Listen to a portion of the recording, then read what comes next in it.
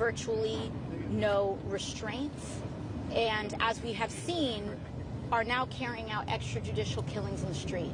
So I would hope that that is not the America that we want to live in. The president, in an interview with the New York Times, said that the only thing that would constrain his power as commander-in-chief is his own morality. What do you think of a comment like that?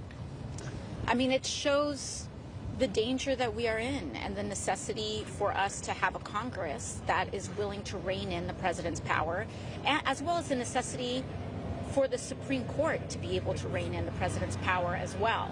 Now, we have a Republican majority that has decided to completely abdicate its power to the president. I think it's up to the American people to ensure that we take away power from those who do not use it well.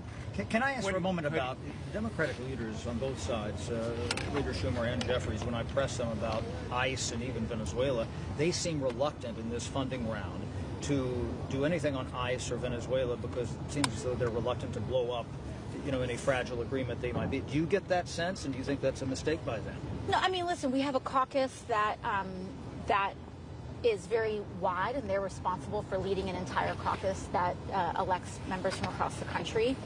So they're in a different position. But and whether it's this funding round or when Democrats are in the majority is a tactical decision that is up to leadership to make.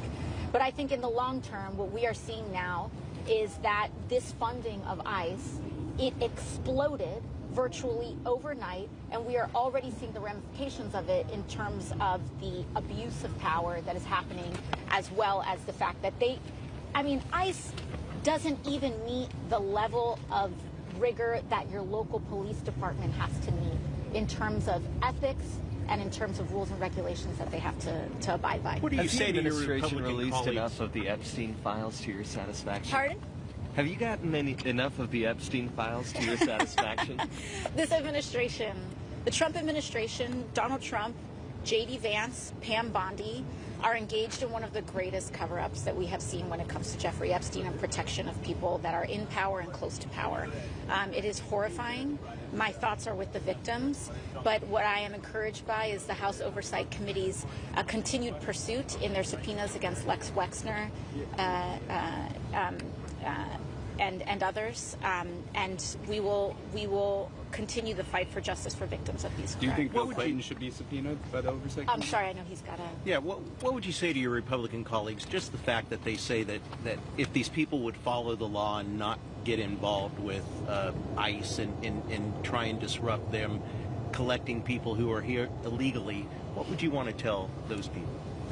Sorry, could you repeat that? Yeah, some of the Republican colleagues are basically saying that ICE is doing its job and that people are there to disrupt them and to stop them.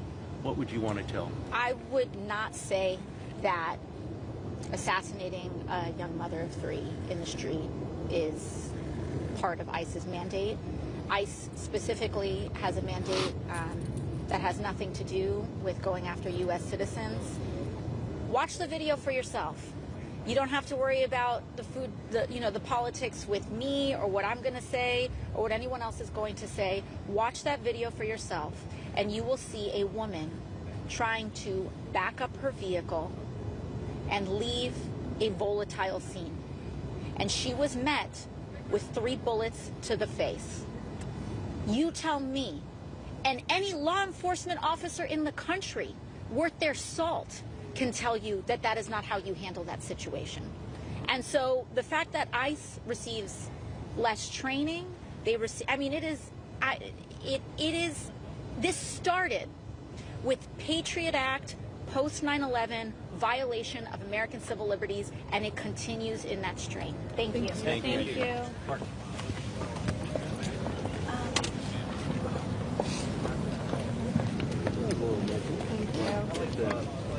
Getting the motion. Yeah, man.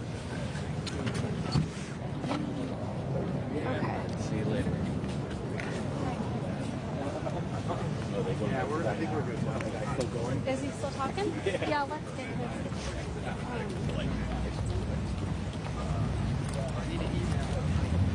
He hangs on tight.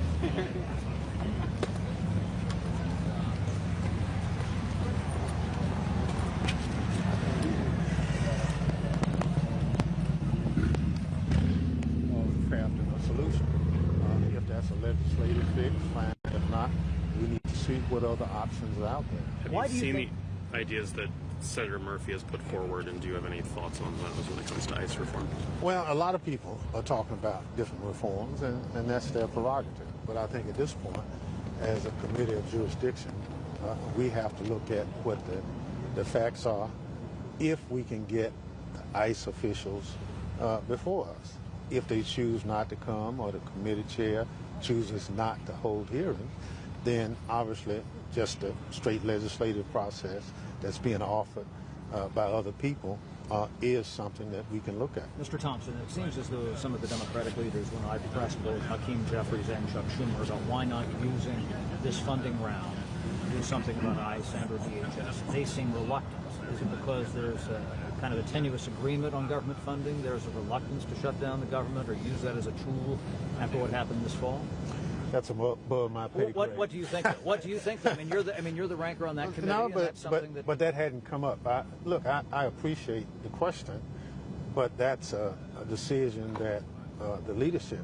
From my perspective, I think there's always an opportunity to look at whatever's going on, and I'm just not privy to any of the perceived. Would you like to see that used as a tool this time? Well, I want to stay in my lane as a ranker on the committee and look at the authorizing opportunities that we might have. But I want to do that in the spirit of looking at oversight. And there's nothing that any federal agency is doing that a member of Congress shouldn't be able to look at and render opinions. And it's in that spirit that Democrats on the committee sent the letter. What would you want to tell your Republican colleagues who are saying that if these people would just follow the law and not break it, then they wouldn't put themselves into this situation? Well, look, we support our law enforcement people, but I think there are certain circumstances that in the performance of their duties, if there's a question, you can always review it. I don't see any person in a position of responsibility not to have that responsibility looked at.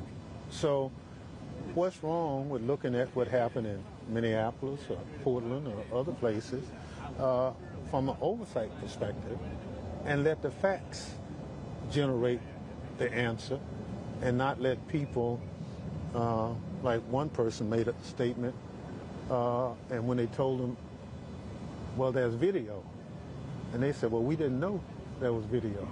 But you've already taken a position in support of the ICE officials without having viewed the video. And I think part of what we're trying to do is get something on the record from the agency so members of Congress can make intelligent decisions.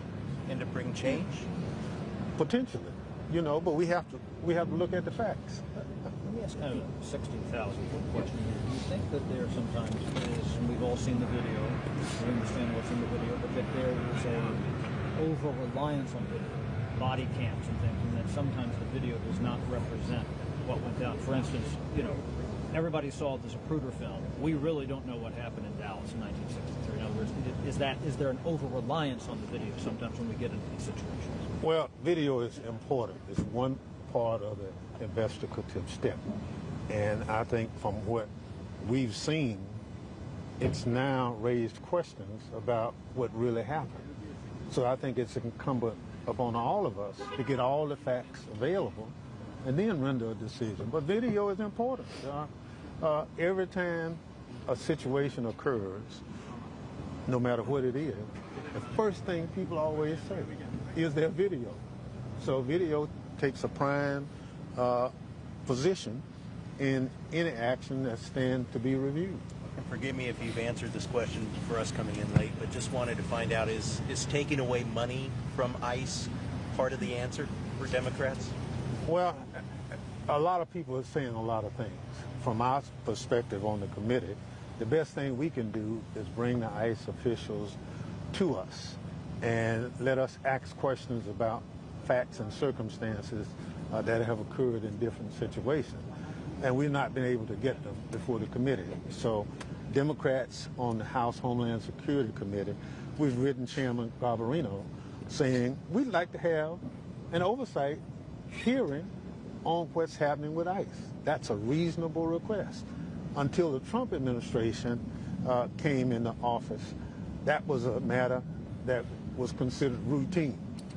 Now it's virtually non-existent. What makes you think, though, you can get sufficient answers? I mean, she left a hearing just a few weeks ago. You had problems with Chad Wolf and other people. I mean, what makes you think, when you say this is your committee, this is your lane oversight, you haven't had that success with this administration or when they were in office last time?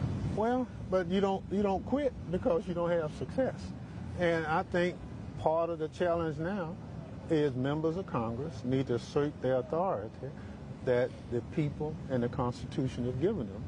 And there's a reluctance since the Trump administration is in office to do that. And so that's what we're just trying to do. This is not an unusual circumstance. And oversight is paramount for committees of jurisdiction. And your thoughts of Pam Bondi and others already, and Noam basically saying that he's innocent and it was a justified shooting? Look, that's even more reason, given the video, for people to say, well, I saw some things with my own eyes that perhaps need further review and explanation.